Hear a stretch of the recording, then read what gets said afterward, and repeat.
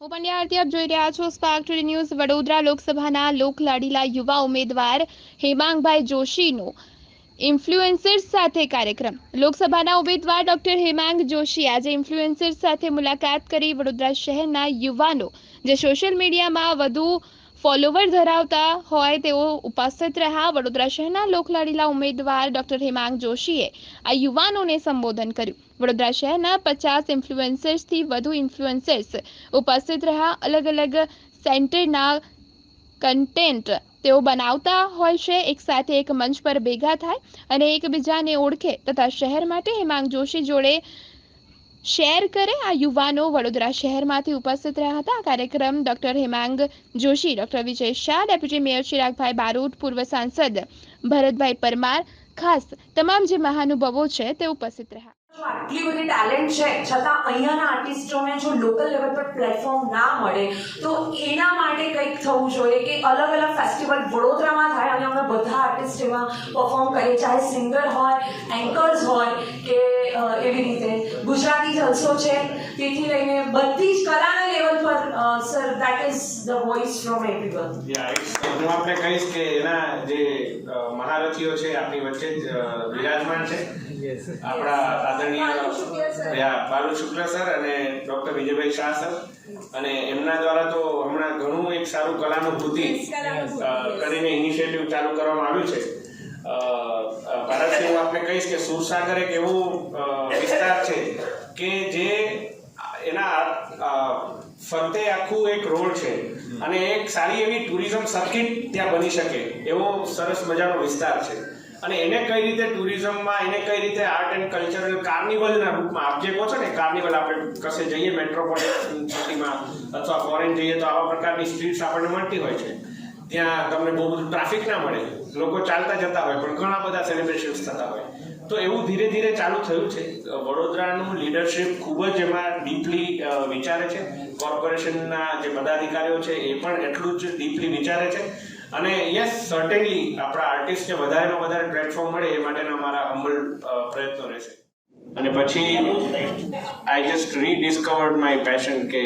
હું હ્યુમન રિસોર્સિસમાં જો આગળ વધું તો મને ગમશે so Tata institute of social science and faculty of social work MS university these two were my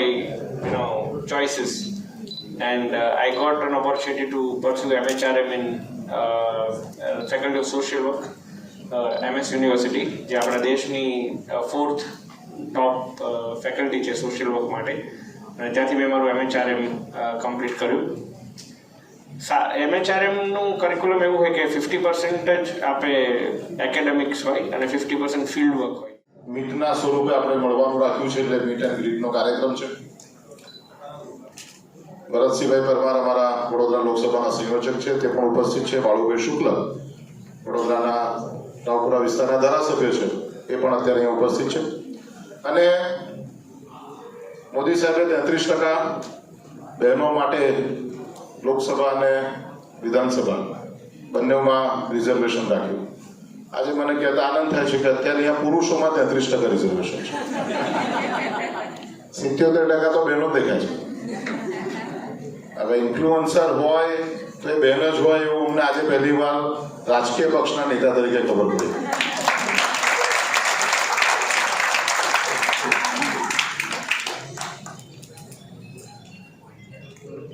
બહુ જ વડોદરા માટે ગર્વની બાબત છે સમગ્ર ગુજરાતની 26 લોકસભાની સીટના ભારતીય જનતા પાર્ટીના ઉમેદવાર એમાં સૌથી યુવાન ઉમેદવાર બનવાનો મોકો અને એને વોટ આપવાનો લાવો એ વડોદરા લોકસભાના સૌ નગરજનોને મળવાનો છે અને તમારું પ્રતિનિધિત્વ કરે છે અમે તો બધા એમના ફાધરલી એજમાં ગયા છે પણ એ પ્રતિનિધિત્વ કરે છે તો યુવાનોનું કરે છે પોપ્યુલેશન ડેન્સિટીની દ્રષ્ટિએ જોઈએ તો સમગ્ર ગુજરાતમાં સૌથી વધારે હાયર એજ્યુકેશનના વિદ્યાર્થીઓ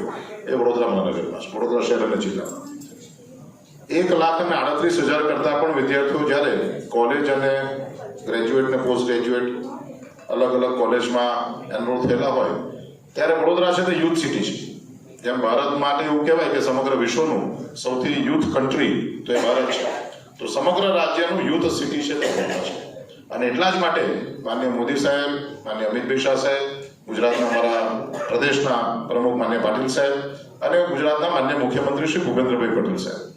એમનો વિચાર કર્યો કે આખા રાજ્યમાં 35 થી ઓછી ઉંમરમાં કોઈને ટિકિટ આપી હોય તો ક્યાં આપી શકાય, અને એમને વડોદરા પર પસંદગીનો કળશ જોડ્યો છે. ડોક્ટર હેમાંગભાઈ જોશી પર જોડ્યો છે. અમે એમનો સૌનો હૃદયપૂર્વક આભાર માનીએ. આપ લોકો પાસે બે અપેક્ષા છે. એક અપેક્ષા એવી છે કે લોકોને મતદાન કરવા માટે પ્રેરણા આપો. 7મી મે 2024 મતદાનનો દિવસ છે. 40 ડિગ્રી, 42 ડિગ્રી, 44 ડિગ્રી ટેમ્પરેચર હોય એવું અંબાલાલ પટેલ કહે છે. આપણને ખબર નથી, પણ અંબાલાલ પટેલની મોટાભાગની ભવિષ્યવાણી સાચી પડતી હોય છે. એટલે એવું થશે એવું માનીને લોકો વોટ કરવા માટે જાય, સવારના સેશનમાં વોટ કરવા માટે જાય, એવી એક અમારી લાગણી છે આપ સૌના માધ્યમથી. વોટ કરે તો એ ભારતીય જનતા પાર્ટીને કરશે એવી અમને ખાતરી છે. એવું તમે નહીં કહો તો પણ અમને ચાલશે. યુવાનો માટે જો કોઈ પ્રેરણા સ્ત્રોત હોય ને તો એક જમાનામાં સ્વામી વિવેકાનંદજી હતા, અને અત્યારના સમયના યુવાનોના પ્રેરણા સ્ત્રોત હોય તો એ માન્ય નરેન્દ્રભાઈ મોદી છે. એટલે વોટ લોકો કરે એ અમારા માટે સૌથી મહત્વનું છે. સામાન્ય રીતે 50%, 55%, 60%, 70% મતદાન થતું હોય. આ 70% જ્યારે મતદાન થતું હોય ત્યારે અમારા ઉમેદવારને એમાંથી 70% મત મળે એટલે 49% મત થયા જનરલ પોપ્યુલેશનના. 49% મત સાથે મારો ઉમેદવાર વડોદરાને રિપ્રેઝેન્ટ કરે એને બદલે 100%માંથી 70% મત સાથે અમારો ઉમેદવાર વડોદરા શહેરને રિપ્રેઝેન્ટ કરે એવી ભારતીય જનતા પાર્ટી તરીકે અમારી લાગણી છે. અને માટે જ આપણા ઇન્ફ્લુઅન્સરને બે હાથ જોડીને અમારી વિનંતી છે કે વધુને વધુ મતદાન થાય એના માટે તમારાથી કોઈ રીલ બનાવી શકાય, કોઈ સનેડો કરાય, કોઈ ગીત ગાઈ શકાય, જેને જે અનુકૂળ થાય તે કરે, પણ માત્ર ને માત્ર મતદાન ઉપર આપણું ફોકસ થાય એવી આપ સૌ પાસે અપેક્ષા. અસ્તુ. વંદે માતરમ. રહેલી છું તો એ જ એરિયામાં 20-25 વર્ષ નીકાળ્યા છે. એક જ રોડને ત્યાં ખારો પડે, ત્યાં એની ઉપર ઢીંગડું લાગે. આ જોયું છે મેં વર્ષોથી, 25 વર્ષ સમજીએ. આના માટે તમે શું વિચારી રહ્યા છો કે આ વસ્તુ બરોડામાં કેવી રીતના ચેન્જ કરશો? અને આ વસ્તુ એક કલેક્ટિવ એફર્ટ હોય. એની ટેકનિકલ ટીમ અલગ હોય, એની પોલિટિકલ ટીમ અલગ હોય, એક્ઝિક્યુટિવ ટીમ અલગ હોય. First we will welcome all our dignitaries on that. સ્વાગત કરી આપણે ડિગ્નિટરીઝનું. ક્વેશ્ચન તો એના 3-4 પાસા હોય. એક તો એની ટેકનિકલ ટીમ અલગ હોય, એની એક્ઝિક્યુટિવ ટીમ અલગ હોય, અને ઘણીવાર એવા ચેલેન્જીસ આવતા હોય કે ડ્રેનેજનું વર્ક આખું અલગ હોય અને ઇન્ફ્રાસ્ટ્રક્ચર ડેવલપમેન્ટનું અલગ હોય. તો આપણે આમાં સુધારો શું કરી શકીએ? તો કે એ બધા વચ્ચે કલેક્ટિવ કોલેબોરેશન પહેલેથી થાય, પ્રોએક્ટિવલી થાય, તો